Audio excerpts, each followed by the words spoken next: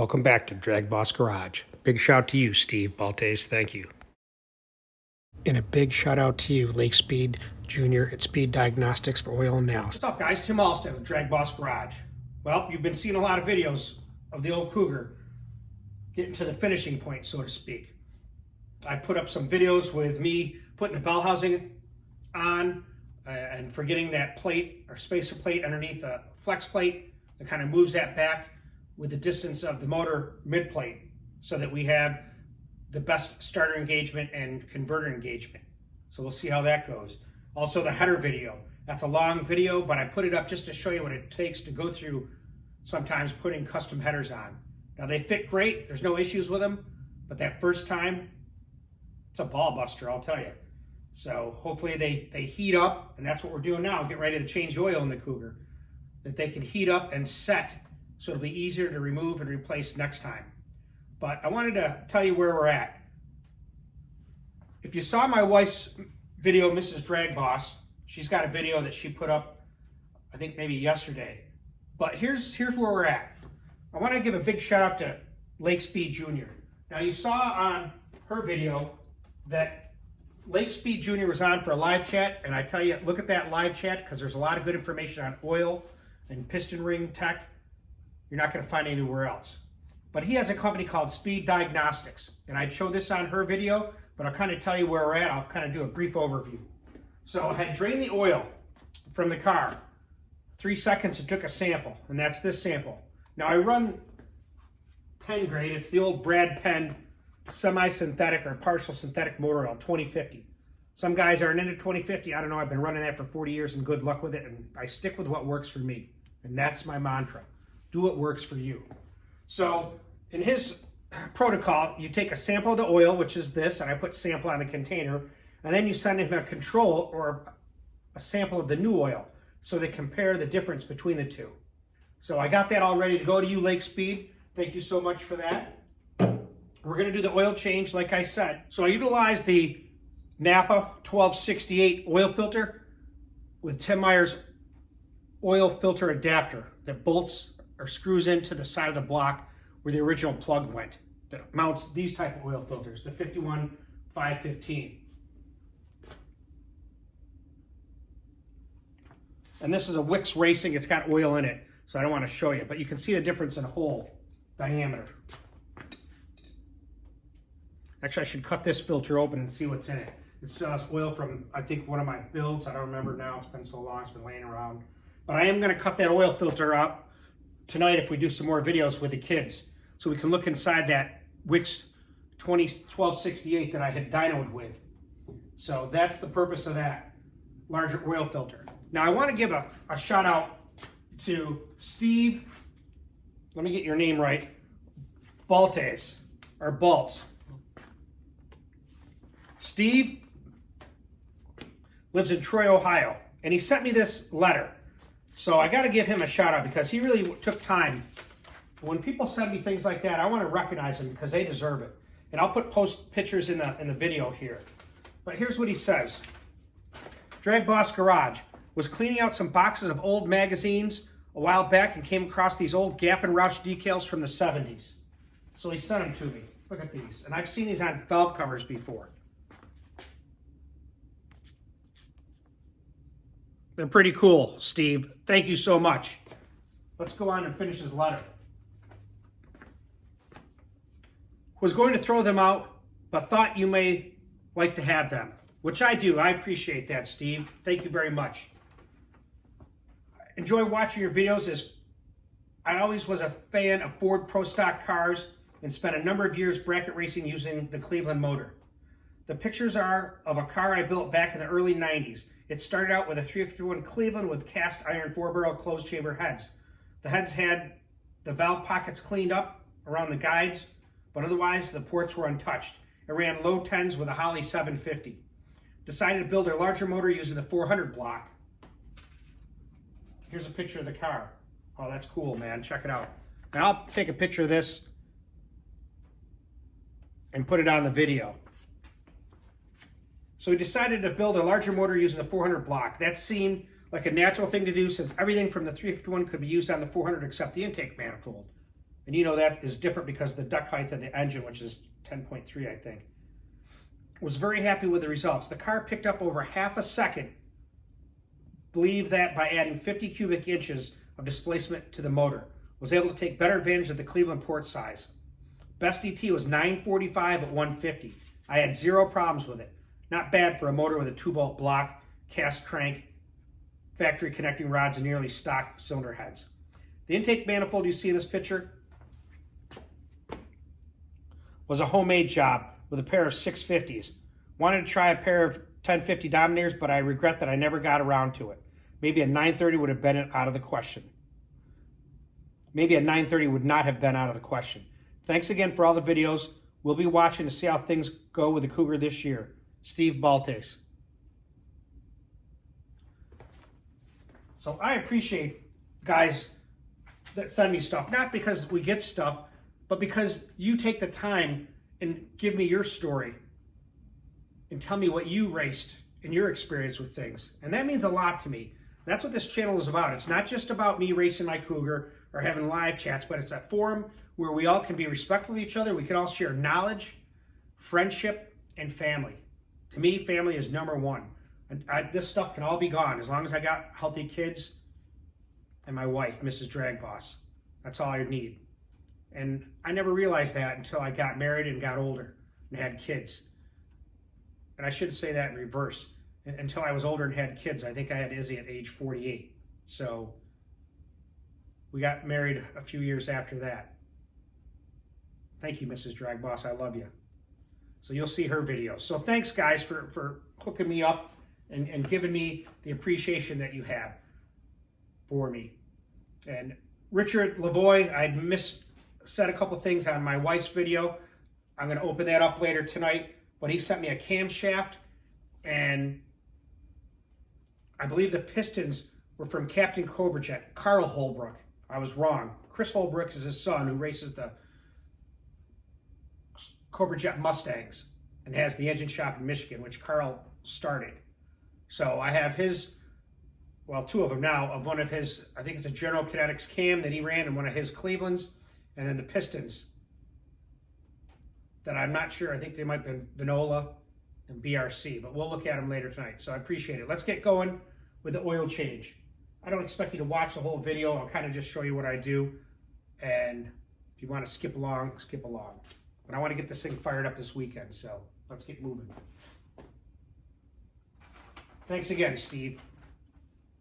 I'll post pictures of this on the video.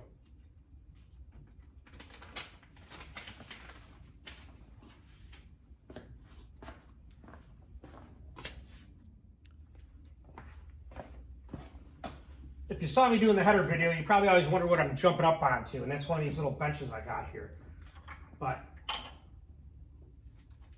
to change the oil, you got to put the oil in, right? So it goes into this cap of the valve cover for the vacuum pump.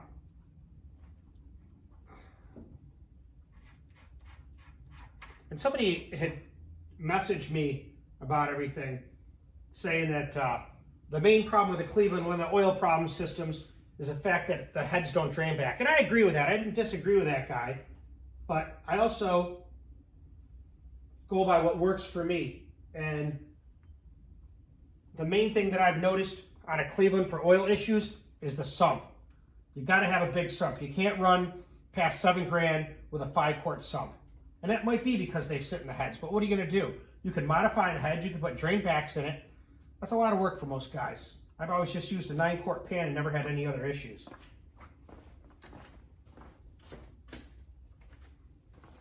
Now, with that said, no other issues. Of course, there's always exceptions to the rule. And in my case, I always ran the Moroso oil restrictor kit. That always seemed to work well for me. And the 9-quart pan. And like I said, this thing goes through the traps at 8,200. It was 7,900 before I did some work to it, but 79 to 8,200 without any issues.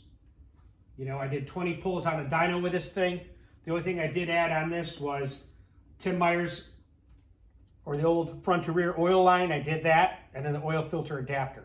So by doing those dyno pulls, and it made 775 at 7,600, we know that they don't hurt anything. Whether they help, I can't say.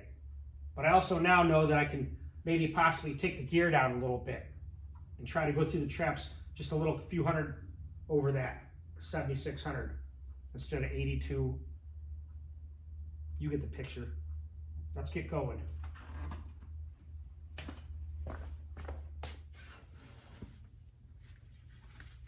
I don't know if you can see the oil filter. You probably can. Let me see if I can make it a little bit better with this light. There you go. And I started pulling this off. I always use a filter mag. I'm telling you, I think it's a great idea. I'll tell you, they're on there though. You got to pull them off. Don't try to take it off once the oil filter's off the car. It's a bear. But there. So I guarantee when we cut it open, there's going to be a lot of debris right there. But there they are. They're rare earth magnets. It works good.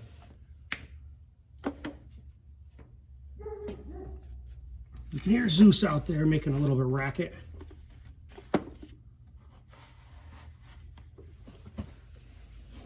Let's tilt the camera back down.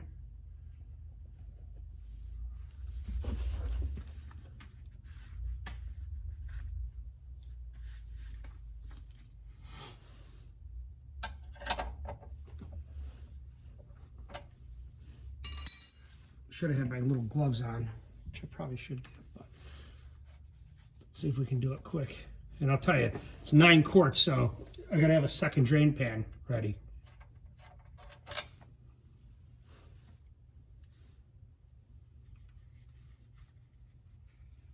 So we'll let that get ready. You can probably see pretty well. And they have a little washer on these fill plugs. I'll tell you, these pans are real temperamental about the right washer or a new washer every time you do oil change, or they end up dripping. I don't know why it is, but it is. Crushed and they get deformed or something. I can hear the kids out there. Maybe they'll come in and help. DragBoss Garage, we talked about coming in, working tonight. Want to get that transmission torn apart. Maybe get the oil pan on that 354. But like I said, I'd undo the filler cap so the air can get through that way, help it drain. And as soon as this gets to a point where I switch, then I'll pull off the oil filter and let that drain. And when we did this original front cross member that's custom, you know, I wanted to keep the front sump pan until I got ready to make a change to the rear sump. And that'll be with the 427 DragBoss engine. Then we'll go to rear sump. So that's why he made it, so I can continue to keep it this way. Same with the oil filter. He wanted to know if I wanted to move that, we could have a little bit more room, but I said, just keep it the way it is for stock.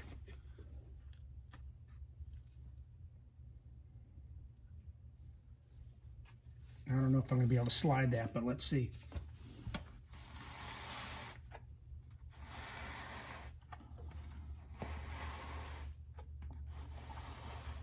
You know me about making messes. I can't stand making a mess. In fact, we're going to put this on here. So I don't drip all over that steering shaft. A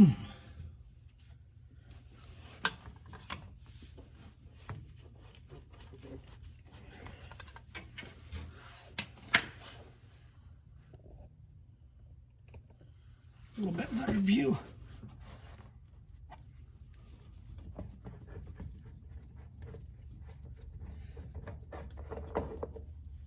Nice. Now I already took the other filter and primed it and filled it full of oil. I hold almost a quart of oil. Perfect. Then I'll let you see that adapter once I clean the rim here. Of the Boss. Not the DragBoss, the filter Boss. Let's see if you can see it.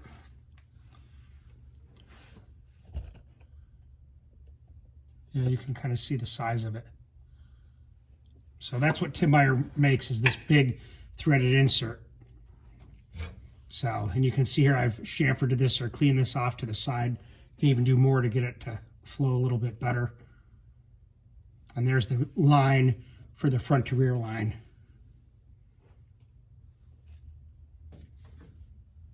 So there's a little bit better view. So like I said, I had cleaned this off and primed this filter with about a quart of oil.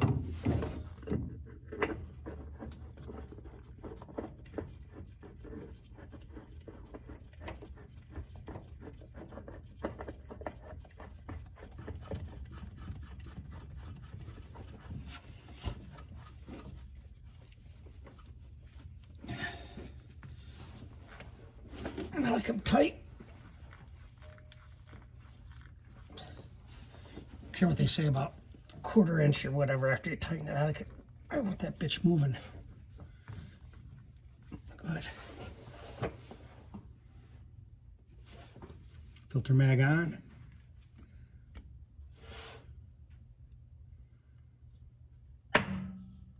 Good to go.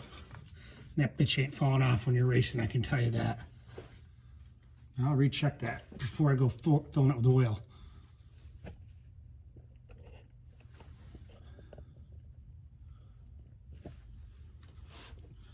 Missed that, but I switched it quick.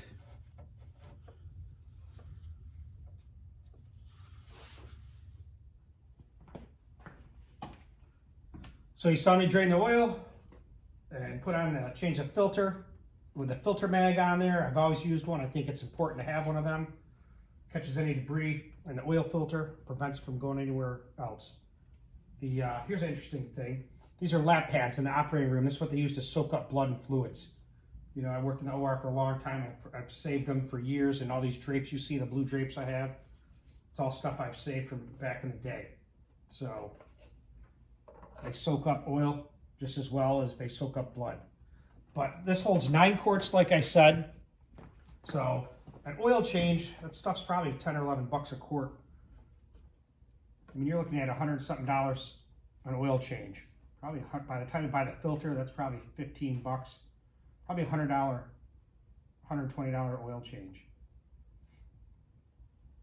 Now, I had mentioned about the Clevelands with the issue with oil drain back, and somebody mentioned that it all stays up in the heads, and a lot does stay up there. So what I didn't mention, maybe I didn't, I forgot if I did, is when you're building an engine, or a Cleveland, or any engine really, the main thing to do is massage those oil galleys. Make sure that they're clean and rounded so there's no obstruction in flow. With Cleveland heads, where the oil drains from the head down through the block, is always a mismatch, and I think people overlook that many times. So you need to get in there with a grinder. I marked it out, I think, with a head gasket before with a marker, and I ground it out so that it's a nice smooth transition from the head through the block draining the oil. Makes a huge difference, I think.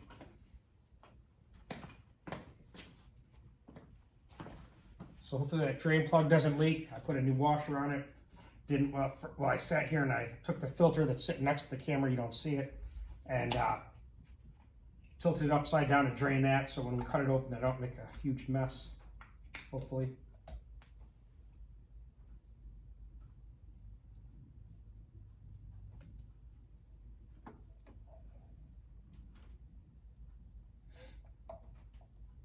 Like I said, I run 2050. I ran Castrol GTX for probably close to 40 years. Never had any issues with that oil.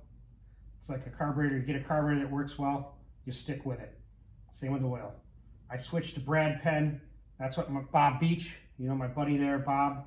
I've done videos with him. I got a few already that I got to get made, where we went inside that opposed 4-cylinder, 1-of-1 flathead motor. I also got pictures of the flat plane crank for that 350. People are dying to see. It's pretty interesting. So we got some pictures. I'll make a video of that when I get caught up with everything. It's just, like I said, man, it's just me getting caught up with things. I can only do so much, and I try to multitask, which I'm pretty good at doing. And although some people say it's not efficient, that's the only way I can get things done. Start something and just keep going. Like that intake manifold. I'm waiting for that new Dotco air grinder that Morgan had recommended.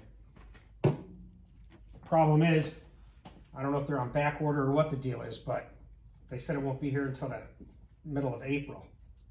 So it's like, I'll keep going with what I got. I just haven't had time to get back there to do some grinding to it. But that's going to come out nice. Some people don't agree with working it over. I don't know. To me, I think it's a no-brainer, at least for my situation.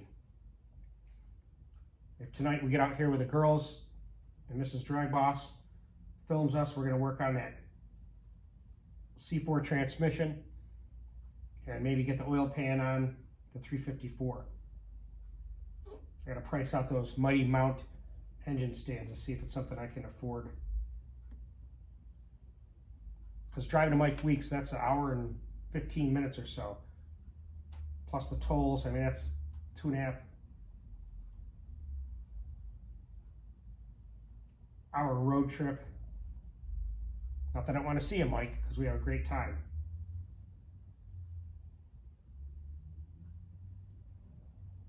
So here's what we're going to do. You could sit here and watch me pour oil in this all day long. I think you've seen enough. You get the whole picture.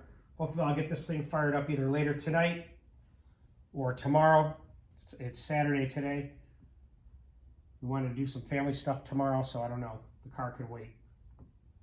But maybe Mrs. DragBoss will let me come out. She wants to film too. So I hope you guys enjoy the videos we're putting out. Please like, subscribe, and share to her channel. She's kind of got a whole different perspective. The PA channel that I had started, it's there. The first video's there. I just haven't pulled the trigger on it. Not sure why. I guess I got a lot of things going on.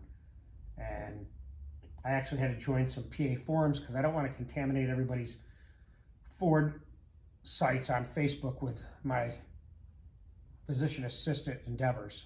I mean, I'd like to put it there to get people out because some of the guys there have kids that may be interested in this, or they may even be interested. So I'll see how that goes. Stay tuned to DragBoss Garage. We're always seeing and learning something new.